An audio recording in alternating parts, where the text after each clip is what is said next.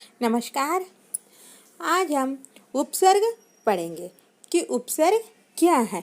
अब ये नहीं सोचना कि उपसर्ग में रखा क्या है। उपसर्ग में बहुत कुछ रखा है। समझे तो उपसर्ग बहुत आसान, नहीं समझे तो कठिन।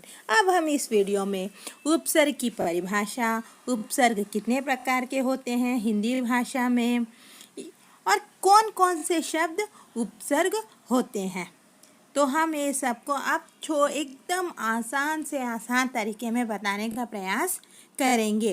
तो वीडियो को पूरा अंत तक जरूर देखिए। तो अब चलिए पहले हम शुरू करते हैं उपसर्ग। तो उपसर्ग क्या है? शब्द के सामने जुड़ने वाले शब्द को उपसर्ग कहते हैं। शब्द के सामने जुड़ने वाले जो शब्द होता है उसे ही हम उपसर्ग कहते हैं। तो अब इसकी परिभाषा देखने से उपसर्ग वे शब्दांश है। उपसर्ग वे शब्दांश है जो किसी शब्द के पूर्व मतलब उसके सामने, किसी शब्द के सामने लगकर उस शब्द का अर्थ को बदल देता है। जो वर्ड है उसकी जो मीनिंग होती है उस मीनिंग में परिवर्तन कर देता है, उसके मीनिंग में बदलाव आ जाता है, उसमें कोई नई विशेषता उत्पन्न कर देता है, तो उसे ही हम उपसर्ग कहते हैं। अब सिंपल तरीके से अगर हम सोचें तो उपसर्ग क्या है, तो एक दिया वाला जो मूल शब्द होता है, जो एक सार्थक शब्द होता है, उस सार्थक शब्द के सामने जो शब्दांश जुड़ता है और जुड़कर एक नया शब्द का निर्माण करता है, तो उसे हम उपसर्ग कहते हैं। तो अगर मान लीजिए हमारा यहाँ का मूल शब्द है पूत, हमारा मूल शब्द जो हमारा वर्ड है वो है पूत, उसमें हमने उपसर्ग क्या लगा दिया है? कु। उपसर्ग लगा दिए कु, तो पूत का मीनिंग होता है बेटा। जब हम कु लगा दिए तो यहाँ का शब्द बन गया कुपूत। कुपूत का मतलब होता है ना। यहाँ कु शब्दांश है, शब्दांश से एक नए शब्द की रचना हो गई, एक नया शब्द बन गया है कु के साथ। तो ध्यान रहे जो कु जो है वो शब्द का अंश है, शब्द नहीं है। शब्द मतलब दो अक्षरों से मिलकर जो बनता है उसे कहते हैं शब्द। अभी जो खाली कु जो है इसको हम शब्द नहीं कहेंगे। ये जो पूत है इस पूत को हम शब्द कह सकते हैं क्योंकि यहाँ कने दो अक्षर है, लेकिन इस कु को हम शब्द नहीं कहेंगे। ये कु सिर्फ शब्दांश है। तो ध्यान रहे कि कु शब्दांश है, शब्द नहीं।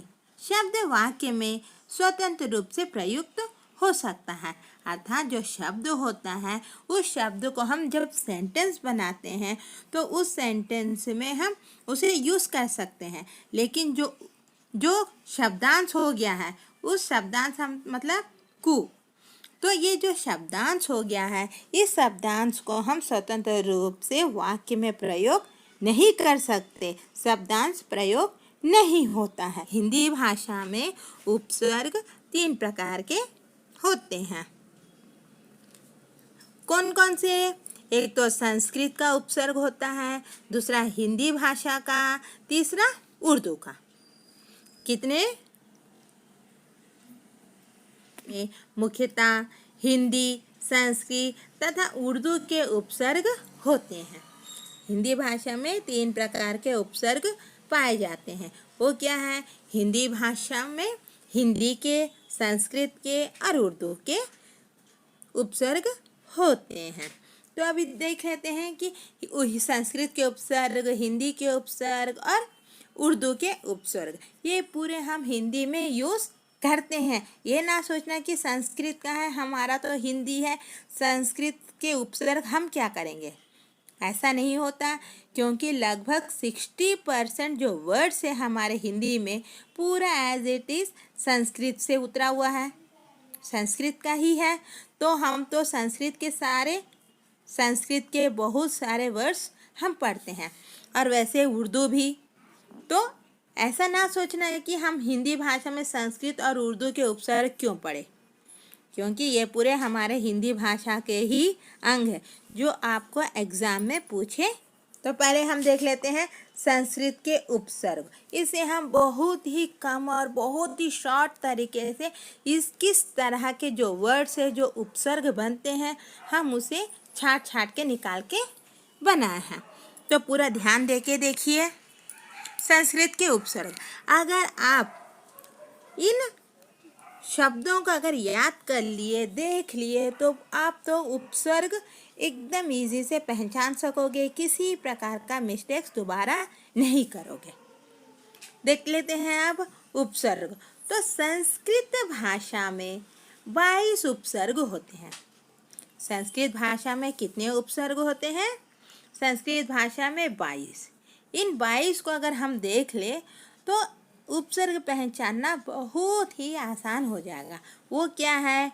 अति, अधि, अनु, अप, अभि, औ, आ, उत, उप, दुर, दुस, निर, निस, परि, परा, प्र, प्रति, वि, सम, सु। हमारे एग्जाम में क्या करके देता है? एक शब्द दे देता है।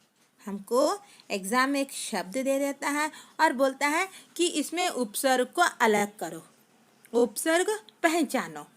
यही आता है हमको एग्जाम में। एक शब्द दे देगा और कहेगा इसमें उपसर्ग को पहचानो, उपसर्ग अलग करो।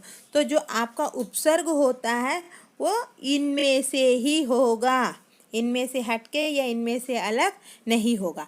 तो आप संस्कृत के ये 22 जो शब्द हैं, 22 जो उपसर्ग है, आप इसे पहचान लो, इसे याद कर लो, तो आप कभी भी उपसर्ग में मिस्टेक्स नहीं करोगे।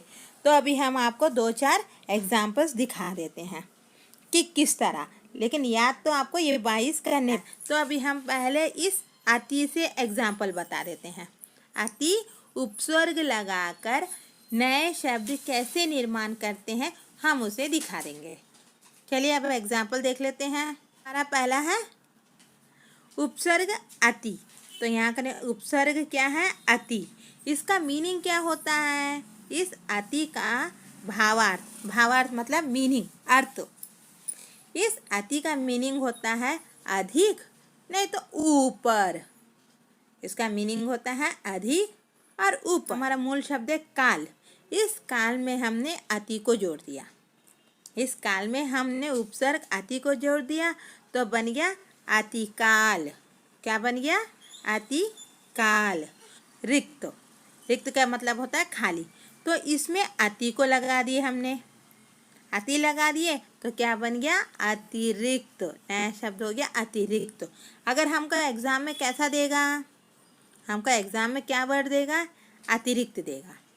अतिरिक्त दे के बोलेगा कि इसमें से उपसर्ग को अलग करो। तो हम कैसे अलग करेंगे? अति को निकाल के साइड कर दिए, तो बन गया हमारा मूल शब्द रिक्त। अब देख चलिए दूसरे शब्द से हम देख लेते हैं। अधि। कौन सा? सेकंड वाला उपसर्ग ले लिए हमने, अधि। तो अधि का मीनिंग क्या होता है? ऊपर और श्रेष्ठ। अधि का मीनिंग है ऊपर, श्रेष्ठ। तो यहाँ हमारा शब्द दिया हुआ है राज, शब्द है राज। तो राज हमने उसमें उपसर्ग लगा दिया अधि, तो बन गया शब्द अधिराज। ये नया बना हुआ शब्द है अधिराज। हमको एग्जाम में क्या देता है? हमको एग्जाम में देगा अधिराज और बोलेगा इसमें से उपसर्ग को अलग करो। तो हम किसको अलग करेंगे? अधि को अलग करेंगे, तो रह जाएगा राज। नेक्स्ट वैसा ही अधिकरण। अब यहाँ देख लेते हैं। हमारा उपसर्ग है अनु, नंबर 3 का है अनु। तो अनु का अर्थ होता है पीछे या गौण। अनु का अर्थ क्या होता है? पीछे, गौण। तो अब देख लेते हैं अनु से क्या? रूप। रूप का अर्थ है सुंदर, तो उस पर हमने जोड़ दिया अनु, तो बन गया अनुरूप। वैसे ही अनुसार, अनु प्लस सार बन गया अनुसार। उपसर्ग देखिए यहाँ करने पूरा उपसर्ग है। तो हमारा उपसर्ग है अप।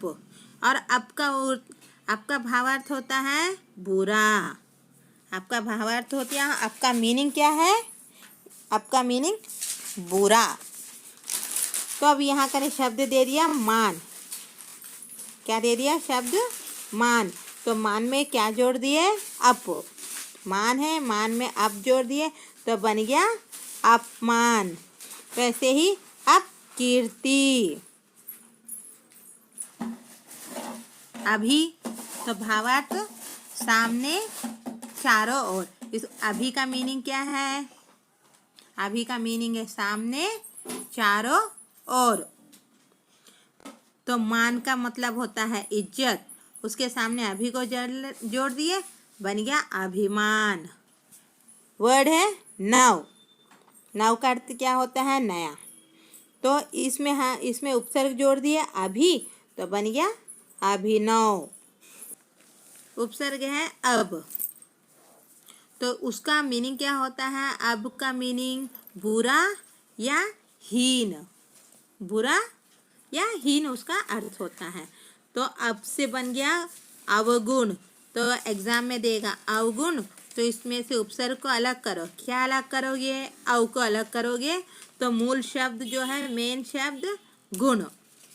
मेन शब्द बन गया गुण। वैसे ही अवशेष। अवशेष में शेष मतलब जो लास्ट में बच जाता है उसे कहते हैं शेष, बचा हुआ। उसमें जोड़ दिए अव। उपसर्ग क्या है? उप। यहाँ का उपसर्ग है उप। तो उप का मीनिंग होता है निकट या उसके समान। निकट या उसके समान। तो वर्ड है इधर वन। वन का मतलब मालूम है जंगल, तो उसमें उप लग गया तो बन गया उपवन, गार्डन। उप नाम। नाम का मतलब तो सभी को मालूम है, नेम। उसमें उप लग गया तो उपनाम, उप मंत्री। उपसर्ग है दुर।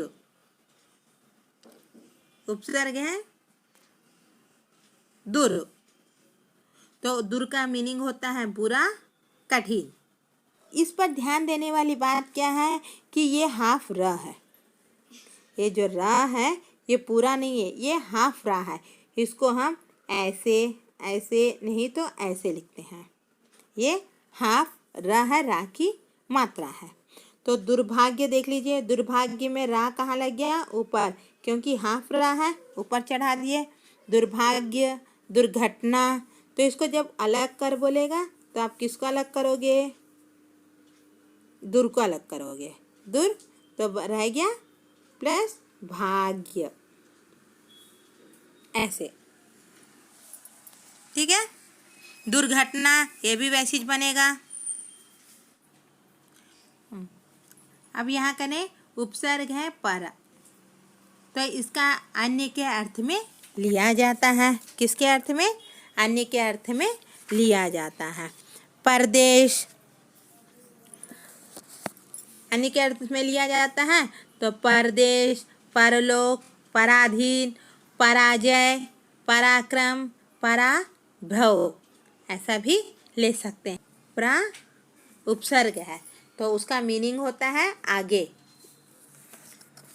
तो गति, गति का अर्थ होता है चाल। तो चाल में हमने प्रा को लगा दिया तो बन गया प्रगति। कृति, कृति में प्रा को जोड़ दिया बन गया प्रकृति, प्राचार्य। यहाँ का उपसर्ग है प्रति। प्रति का मीनिंग होता है हर एक। प्रति का मीनिंग होता है हर एक। तो उससे बना नया शब्द प्रत्येक और दूसरा प्रतिक्षण। अब यहाँ का उपसर्ग है वी। वी का मीनिंग होता है विशेषता। वी का मीनिंग है विशेषता। विशेषता से बन गया जय, मूल शब्द है तो उसमें जोड़ दिया वी तो बन गया विजय, विनाश, विदेश। यहाँ का उपसर्ग है सु। सु से बना, सु का मीनिंग होता है शुभ। सु का मीनिंग होता है शुभ। तो शुभ से बना सुशील, सुकर्म, सुबोध, ये सब। अब हिंदी के उपसर्ग देख लेते हैं। आप सिर्फ इन जो अक्षरों को याद रख लोगे तो उपसर्ग पहचानना बहुत बहुत आसान हो जाएगा। बस आप इन अक्षरों को याद कर लो। हिंदी के उपसर्ग, तो हिंदी भाषा में 13 उपसर्ग होते हैं। कितने होते हैं? 13 उपसर्ग होते हैं। वो क्या है? अ, अन, अन అంటే यहाँ कने फुल ना और यहाँ कने हलंत। देखो हलंत वाला या फुल ना भी ले लेते हैं। अध, अन, औ, कु, सा, का, सु, नी, दु, बिन, भर। कितने होते हैं हिंदी के? 13 उपसर्ग होते हैं। इन 13 उपसर्गों के जो ये पहले के जो अक्षर हैं, इन्हें आप याद करोगे तो उपसर्ग कभी भी गलती नहीं होगा। अब इसके उदाहरण देख लेते हैं। जब हम यहाँ कने ज़्यादा उदाहरण नहीं दे रहे हैं, पहले तो संस्कृत के दे चुके हैं, अब इसमें ज़्यादा उदाहरण नहीं दे रहे हैं। तो यहाँ कने है आ से बन गया आ का अर्थ होता है अभाव। इसका भी मीनिंग है आ का जो अक्षर है उस अक्षर का मीनिंग होता है अभाव, उसकी कमी। तो यहाँ कने आ से बन गया शब्द अछूत अमर। वर्ड क्या है? छूत। छूत शब्द है, इसमें उपसर्ग लगा दिए आ तो बन गया अछूत अमर। तो यहाँ कने मूल शब्द है मर।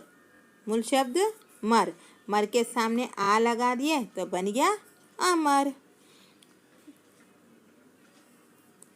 यहाँ कने उपसर्ग है अन। अन का अर्थ होता है निषेध। निषेध का मतलब नहीं, तो उपसर्ग है अन, उसका मीनिंग है निषेध, नहीं। तो अन से बन गया अनजान, अनपढ़, अनमोल। तो यहाँ कने मूल शब्द क्या है? जान। इस जान के सामने लगा दिए अन तो बन गया अनजान। यहाँ कने मूल शब्द है पढ़। पढ़ में लगा दिए अन तो बन गया अनपढ़। इधर कने है मूल शब्द मोल, तो मोल में अन। उर्दू के उपसर्ग, उर्दू भाषा में 19 उपसर्ग होते हैं। कितने होते हैं? 19। कितने उपसर्ग? 19 उपसर्ग होते हैं। वो क्या है?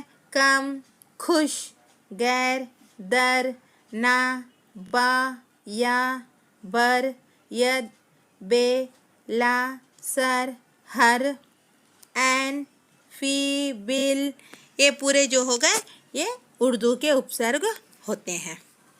एन, फी, बिल, बिना। तो जो यहाँ से यहाँ तक के जो शब्द हमने बताया है इनको ज़्यादातर इस्तेमाल नहीं किया जाता है। जहाँ करें उर्दू बहुत ज़्यादा बोली जाती है वैसे क्षेत्र में, वैसे जगह में ही इनका उपयोग किया जाता है। क्योंकि फिर कहेंगे ना 19 उपसर्ग कह दिया और 19 उपसर्ग को नहीं बता, तो इसलिए यहाँ हमने 19 उपसर्ग को तो बता दिया है, लेकिन इनमें से इनका उपयोग नहीं किया जाता। हमारे एग्ज़ाम में तो इनसे रिलेटेड एक भी क्वेश्चन नहीं आएगा। तो इसके भी थोड़े उदाहरण देख लेते हैं। कम, पहले ऊपर में देख चुके हैं हमने उपसर्ग क्या है? कम। तो कम का मीनिंग होता है थोड़ा। कम का मीनिंग है थोड़ा, हीन। तो हमारा उपसर्ग क्या है? कम। कम जो है उपसर्ग शब्द है, उसका अर्थ होता है थोड़ा, हीन। तो कम से बन गया कमजोर, कम उम्र। उम्र का मतलब होता है एज, उसमें कम लगा दिए तो कम उम्र वाला। दूसरा शब्द है खुश। खुश का मीनिंग होता है अच्छा। उपसर्ग है खुश, उसका मीनिंग होता है अच्छा। तो खुश से बना दिए हमने खुशबू और खुश नसीब। तो हमने यहाँ तक उपसर्ग जो हिंदी में इस्तेमाल किए जाते हैं 3 प्रकार के उपसर्ग, वो है हिंदी के, संस्कृत के और उर्दू के। यही 3 प्रकार के उपसर्ग जो है यूज़ किया जाता है। तो आप लोग उपसर्ग किससे कहते हैं, उपसर्ग के जो शब्द हैं उन्हें अगर आप अच्छी तरह से याद कर लोगे तो उपसर्ग कभी भी गलत नहीं होगा और कंफ्यूज भी नहीं होगे। तो हमें लगता है हमने आप लोगों को बहुत अच्छी तरह से समझाने का प्रयास किया है। Okay, thank you.